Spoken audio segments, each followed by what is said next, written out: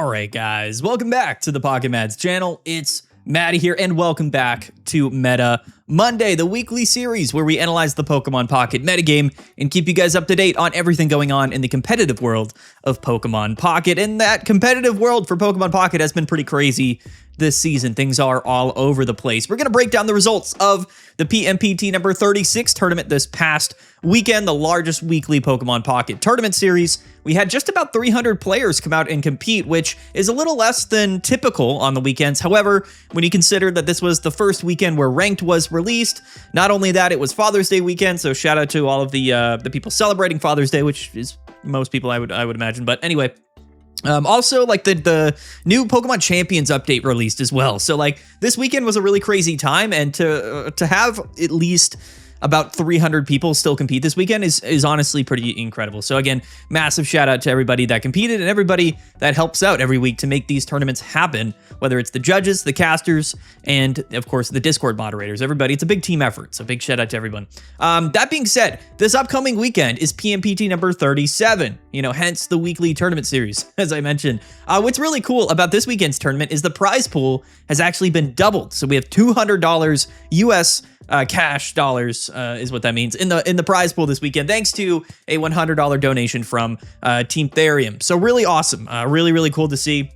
We don't have a sponsor for our tournament series, quite frankly. So every week, I basically put the money in for the prize pool, and the YouTube content helps fund that, as well as the live stream. So shout out to Jay Dankist. Like I said, we don't have a sponsor, but we accept donations at any time. So if anybody is interested in donating to the prize pool for the PMPT tournaments, just reach out to us on Discord. We always appreciate it, and 100% of the money that you donate will go back to the players. But anyway, link to register for PMPT number 37 down in the description below. Thanks again to Therium for sponsoring, and I'm really excited for this weekend's tournament. This is going to be the last PMPT tournament of this current season, which is the Paradox Drive season.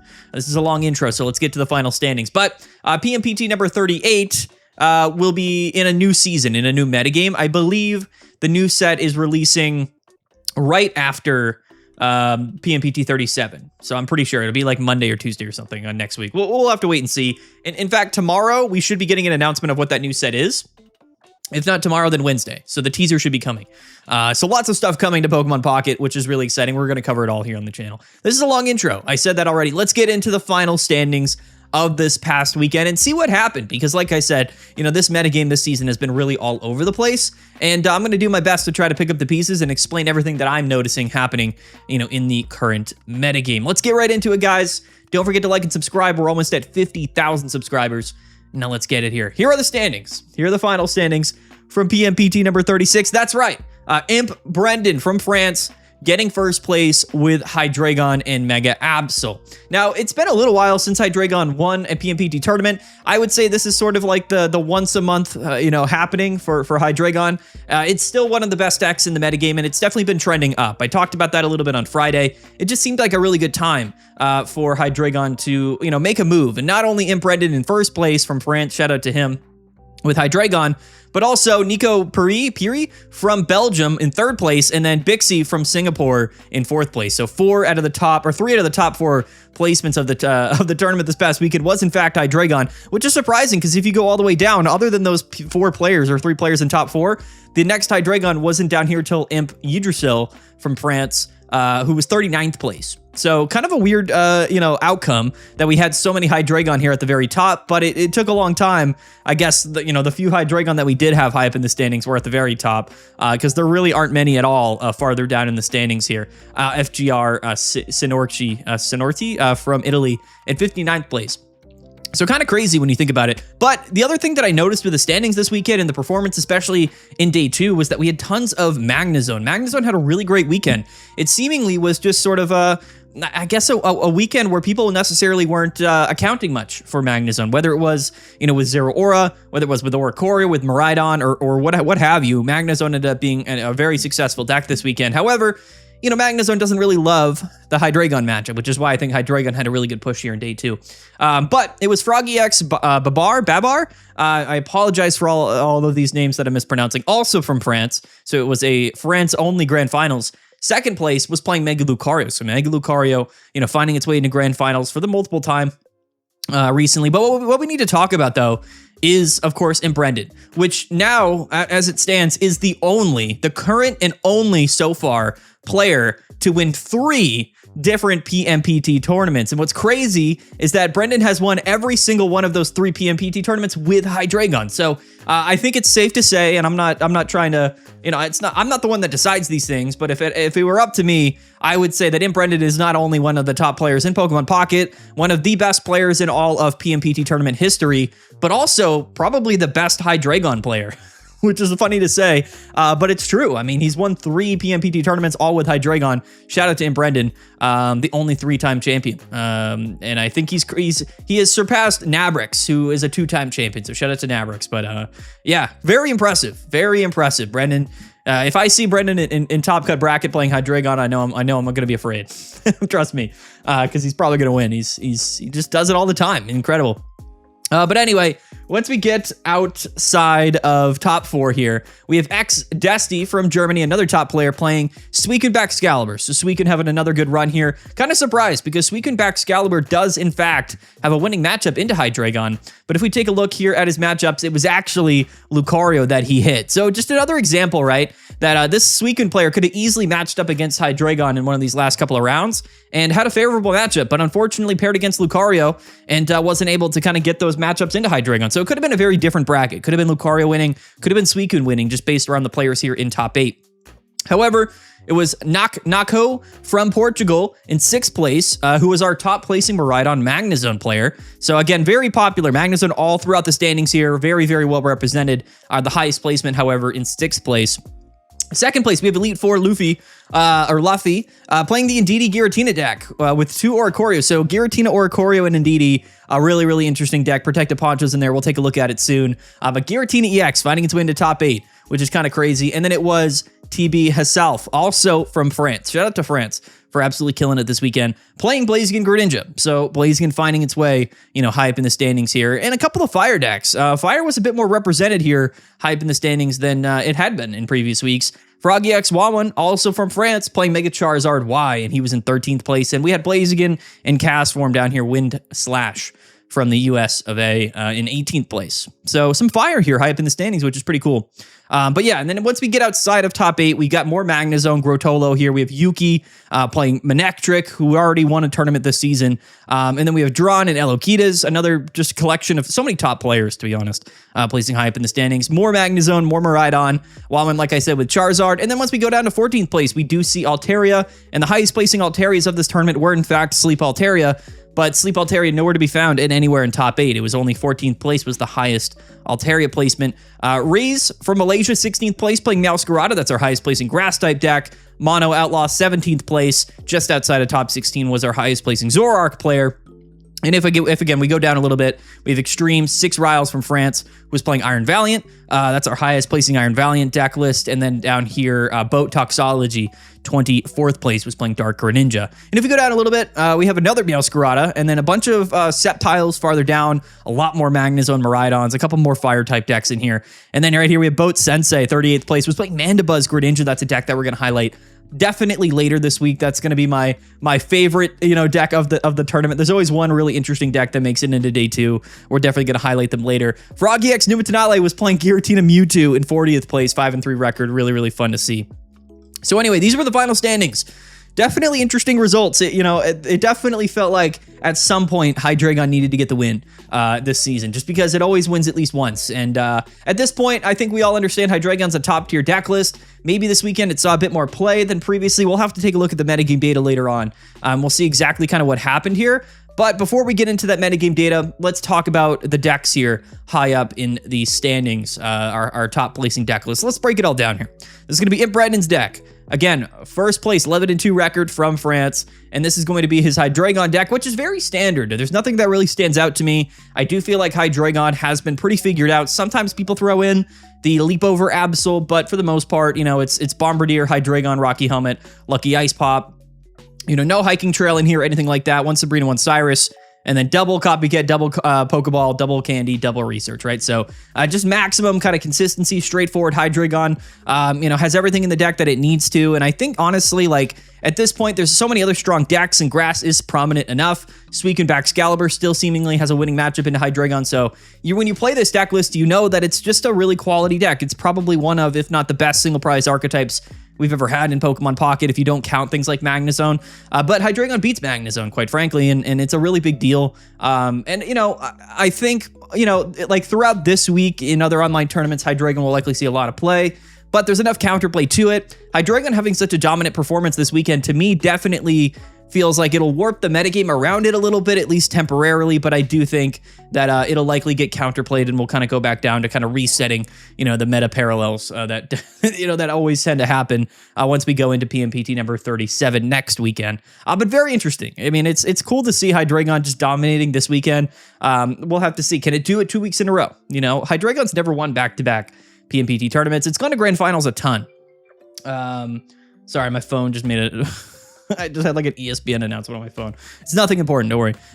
Anyway, Mega Lucario though. So Froggy X, Babar, I need to learn exactly how he pronounces his name, was playing Mega Lucario. And Mega Lucario has actually had a very respectable season. It started off kind of rocky. People were trying to incorporate Koraidon. I don't think people really had Mega Lucario really high up on their radars early in the season, at least I didn't.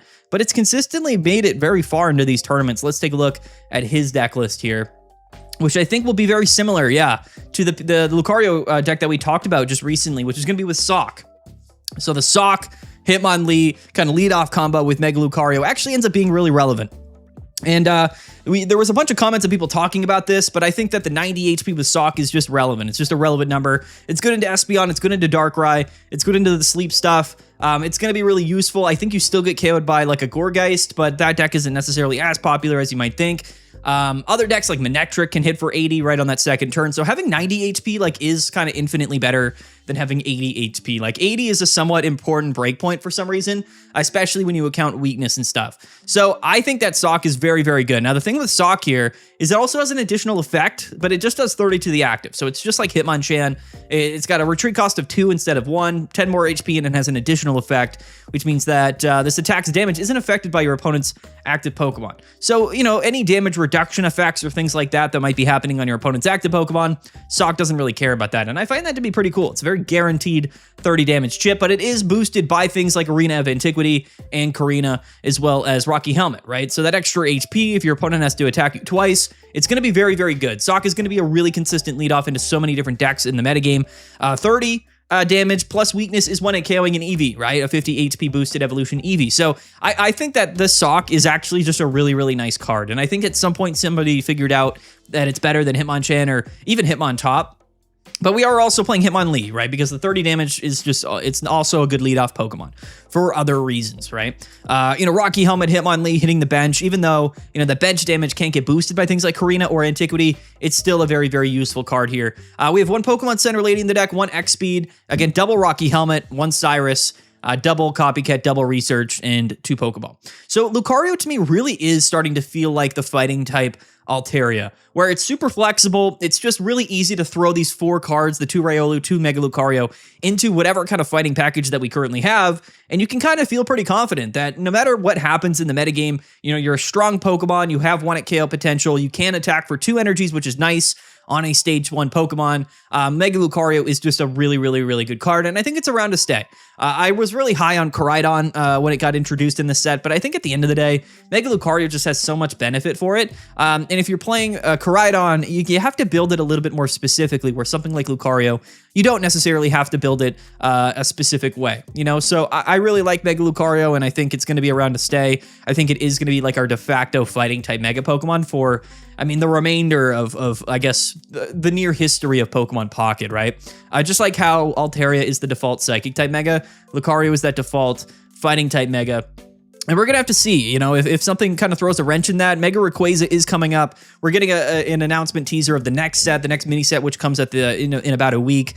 So, you know, there could be a really relevant card in that set as well. We'll have to see which direction they go. But to me, I mean, I think the fighting type moving forward just is about Mega Lucario. And I really, really like the way that these decks have evolved.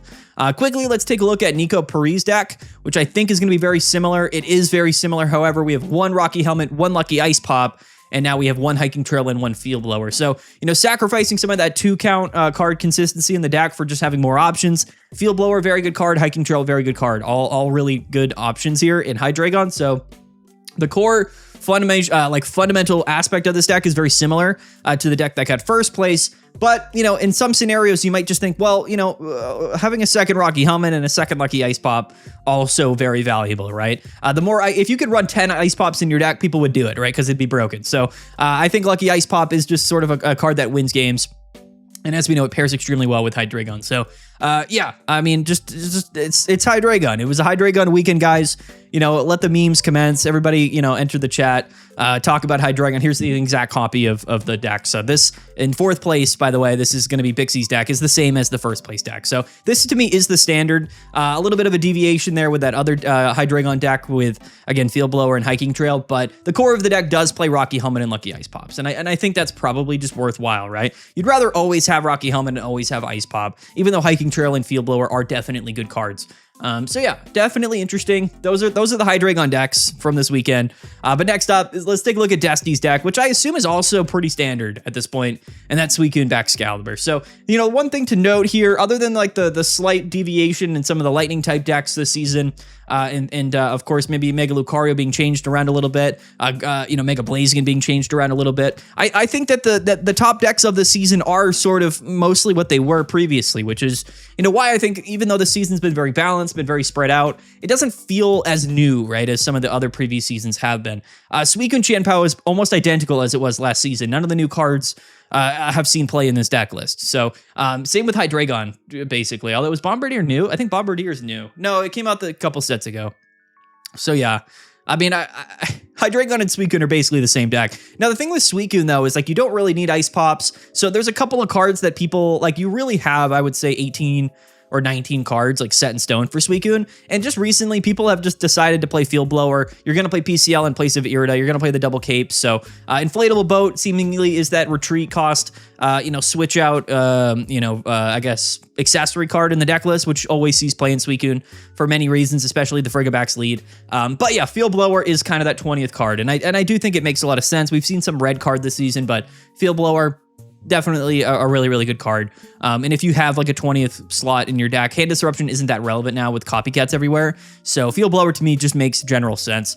And I think it's a really, Field Blower is a super good card. If decks had like 25 cards in them, like Field Blower would be in every deck. I do believe that. And this Suicune doesn't even play their own stadium, right? So it makes a little bit more sense to play Field Blower. You could play Starting Plains in here, but the issue with playing Starting Plains in Suicune is that you also give your opponent's basic Pokemon 20 HP, and that can bring things out of range of a Qianpao Diving Icicles attack KO range, things like Indeedee EX or Ogerpon, for an example, right? So Starting Plains is good, but also can kind of hurt you sometimes. So Field Blower definitely sees play, and that's going to be able to take off Protective Ponchos as well. You know what I mean? So Field Blower is just super good. But yeah, Suicune not really changing too much.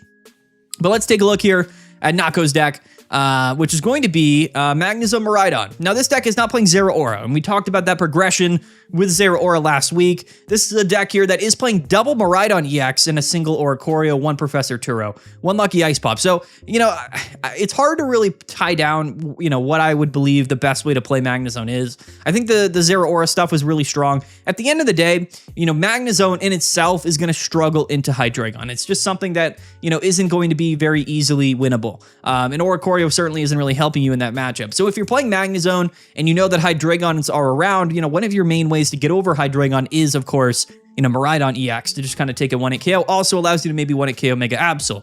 So I think it makes some sense, but in general purpose, I do think Magnezone is better without like double Miraidon, right? Other than a couple of specific matchups. And this is just one instance of double Miraidon, no Zeraora, single Oricorio Magnezone being the highest placing Magnezone deck of this weekend's tournament. But that's sort of the interesting thing about Miraidon being thrown in here this season is that there still isn't a really definitive best way to be playing it, at least as it pertains to the Magnezone variants. And I find that to be interesting, you know?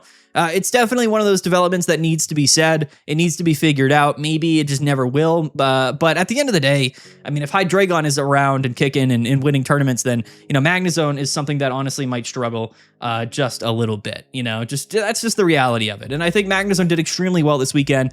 We'll take a look at the metagame data here at the end, but I think in general, Magnezone is going to be one of the top decks for a very, very long time. I think it's so good. Could have easily been, I think it won the first tournament this week, this season. I don't actually remember, but it could have easily been, you know, a winning deck this weekend. I think Hydreigon sort of just took it over a little bit. But anyway, let's skip to 7th place. This is going to be Luffy's deck or Luffy's deck.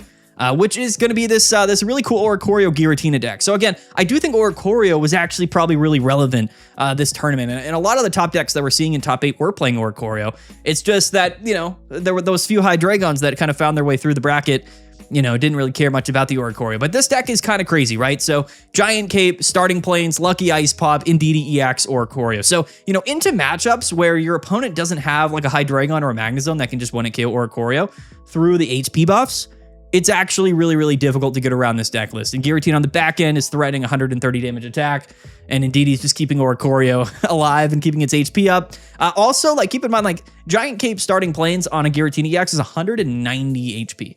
So even though Giratina attacks itself or damages itself after it attacks, it's still going to be one of the most threatening basic Pokemon available. It's something that's going to be able to attack, hit for weakness on those fighting type decks, and generally probably also maybe KO a Hydreigon if they're not at full HP. And then you live in attack. So, you know, I really like this deck. And DDEX also a valuable attacker in certain scenarios. This is a deck to me that probably is playing just lightning energy, I would imagine. So probably not Indeedee. We can just check, in fact. Probably Indeedee's not an attacking option. No, they do play dual. Okay, so that's kind of what I thought. All right, so playing multiple energies, which is kind of crazy, in fact. However, you know, I've been on record saying I really love Giratina EX in Psychic Energy decks because those games where you can double up on Giratina and attack on turn 3 can, in fact, win you games sometimes. So I like the dual energy split here. A very simple deck, but, you know, a really good meta call, you know, in a sense where it's like, listen, I think Oricorio is a winning strategy this weekend. And, you know, we're just going to do it, you know, and I like this deck. I do. I think it's very straightforward, but very interesting. How many fighting matchups did they hit? One. It's only one fighting matchup all tournament. Lost to Sceptile, lost this week in Excalibur, lost to Hydreigon, to beat a lot of different meta decks throughout the tournament here, which is very impressive. Beat Altaria multiple times, beat Zoroark, beat Lucario. So, you know, just definitely a really great run. I like this deck. Underrated. I think a lot of decks just really weren't really like positioned to deal with Oricorio this weekend, other than the decks here, of course, that we saw at the top, the Hydreigons. 8th place, and lastly here, before we get into the metagame data, is Blaziken Greninja, right? So sort of the one outcome of Juliana being released for whatever the reason. I don't know if there's other stage 2 mega Pokemon that we can just play Juliana and Greninja with. You know, theoretically speaking, you should be able to do this with Sceptile. You should be able to do this with things like Gardevoir or like any stage 2 mega, quite frankly. Blaziken is very straightforward, right? It's an easy to play card. It's a kind of a low impact card in terms of, you know, sorry. It just takes 2 energies. Just takes 2 energies to attack, and we have Flame Patch. So, you know, I don't know if there's anything better than Blaziken to be paired with Juliana and Greninja, but fundamentally speaking, you know, it is sort of something that it can exist moving forward to any capacity, right? So I don't know. I don't know if something else will come up, if something will, you know, come out that just makes more sense than Blaziken does. But at this point, at least it's sort of keeping Blaziken somewhat relevant in the metagame. This deck, to me, I still don't think is that consistent, even with double research, double Pokeball, double Copycat, and Juliana. It's not something I feel extremely confident in terms of its consistency, but as we know, it's just a strong deck. You know, if you're facing down Mega Blaziken and Mega Greninja on turn 2, like, you're not going to have a great time. And that's what this deck does. You know, it's just sort of a way to play Blaziken that really feels like it has high upside. I don't think this deck has really changed a whole lot. Still playing Tongue Whip, Heatmore, and Sunny Form, Cast Form. And I think that's just what this deck is, you know.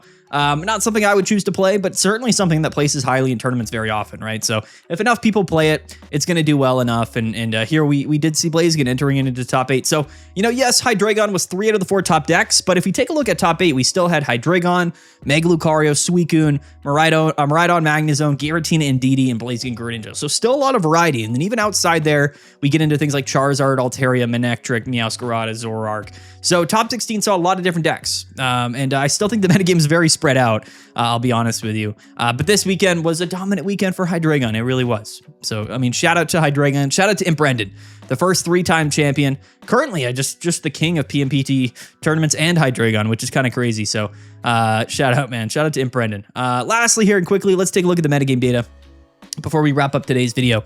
So, it does look to me like Zoroark was actually the most played deck at almost 11% meta share, which is more than what we've seen almost any deck have at any of these PMPT tournaments. 11% meta share is a decent amount. 32 people playing it. It did have a 45% win rate, so it didn't do very well. 75 and 90, not a great record. The second most played deck at just under 9% meta share was Miraidon Magnezone, which went 81 and 78. So very respectable run there for Magnezone. Suicune also struggled, in fact, probably because there was still a lot of Lightning Seed play and maybe things like Lucario as well. Suicune went 56 and 70, so not a great weekend for Suicune, really at all. And then Sleep Altaria, almost 6% of the meta share, 50-50. That's kind of what you would expect from Sleep at this point. I really think that's just a coin flip deck, and it's not extremely well positioned into the metagame to any degree, really. It's just a deck that people are always going to play because, it's one of those kind of default decks right now. Hydreigon. So 16 people playing Hydreigon, 5.5% of the meta share, but it went 63 and 45. And I do think those few people at the top of the standings, as we saw, kind of carried this overall record for Hydreigon. So there was a few outliers, and I think the day 2 bracket was really set up for those few Hydreigon players to dominate. But I mean, yeah, other than those couple of players, Hydreigon definitely did totally fine. I mean, that's a very good win rate, 63 and 45, 57.5% win rate. Mega Lucario, this new version, right, with Sock, just the basic Mega Lucario deck here as it's categorized in Limitless.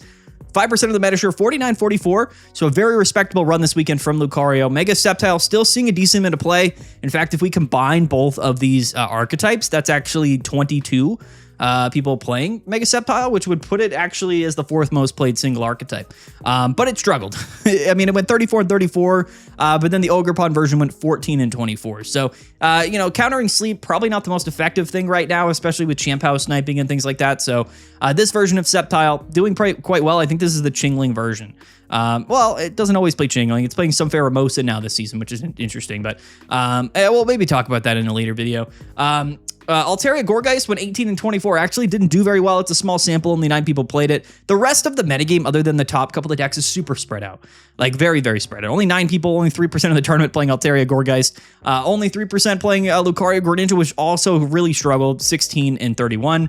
So it looks like if you're playing Mega Lucario, that new version with Sock is kind of the way to do it. Meowscarada went about 50-50. Also 3% of the meta share. Blaziken Greninja, 18-21, small sample, but nothing too crazy there. Yeah, let's take a look at this. Look at the Magnezone here. So the 7 people that played Magnezone went a collective 34 and 11, which to me is a big standout here because I think to me it just says that Magnezone was super well positioned this weekend. Look at these records: 9 and 1, 7 and 2, 6 and 2, 5 and 2. 3 and 0, and then somebody dropped. Oh, that's Katarina. Shout out to Kat. Yeah, so I think Magnezone really was just a phenomenal choice. Unfortunately, because Magnezone did so well, it really opened up the pathways, I think, for Hydreigon. Because I bet all of these players legitimately just lost to Hydreigon. Actually, this player didn't. It actually beat Hydreigon twice, so that's crazy. Shout out to Grotolo. Yeah, this player ended up losing to Hydreigon in bracket. This player lost to another Magnezone in bracket, so it was probably just a tough outing in day 2 for Magnezone, but definitely quite interesting. And then here's that Mandibuzz Greninja. So actually 6 people were playing this Mandibuzz deck. None of them really did very well except for Boat Sensei, who made day 2, but we'll take a look at that deck a little bit more on Wednesday, I think. And then Magnezone Miraidon. So I know it's just split up. Like, there's so many different Magnezone variants. It's really tough. But if you combine all of the different Magnezones, like Magnezone, I think is the most played card in the game right now. What's crazy is 4 people played Magnezone and Miraidon. Magnezone EX. Okay, so these are the players that played Magnezone EX, and they went 0. They went 1 and 18. Maybe those players just dropped and stopped playing. I don't know what's going on there. That's a crazy outlier. But the 4 people playing Magnezone Miraidon without Magnezone EX, had a really great record, went 20-11. So Magnezone really had a great weekend. It was just such a good time to be playing Magnezone, which coincidentally also meant it was a good time to be playing Hydreigon, as we saw in this final standing. So it's important. It's always important here. If we take a look at day 2, yeah, we see Magnezone ended up being the most represented deck, but Hydreigon absolutely stomped in terms of its win rates. And again, that's what you would expect, right? So in day 1, it really feels like Magnezone was by far the best choice. So many Magnezones made it into day 2. And then if you did make it into day 2 with Hydreigon, it was by far the best, viable deck. So that's oftentimes what we see, right? It's not necessarily, the deck that overall is the most successful that wins tournaments. It's just the deck that's well positioned to beat the most successful deck. And that's really exactly what happened here. So day 2, tons of Magnezone, made it into day 2 and kind of got farmed by the Hydreigon, which is tough. And Mega Lucario, as we saw, Mega Lucario would also be beating something like Magnezone, right? So it all kind of makes sense, right? No surprise that top 4 was Hydreigon and then fighting. That's hilarious. But that's what tournaments are like, man. That's what the bracket ends up being. So interesting, definitely interesting. But you know what, guys? I had a great time this weekend. It was a great tournament. Shout out to all of these players. Shout out to you guys. Thanks for playing. Don't forget to register. Like I said, guys, for next weekend's tournament, PMPT number 37, Desolate Drive, $200 in the prize pool. This weekend, definitely awesome. Shout out to Therium for sponsoring and donating to the prize pool this weekend. Link to register down in the description below. Stay tuned this week for all of the information regarding the new cards that are going to be coming in the new set, and more meta-analysis, as well as my recommendations for ranked, which I will be giving this week as well, because ranked battles should be wrapping up. We're in the final week of ranked, so lots going on this week, but at the end of the month, that's what happens for Pokemon Pocket. It's always very, very exciting. But all right, guys, I'm going to get out of here. Peace out. Have a good one. We'll see you guys later, and yeah.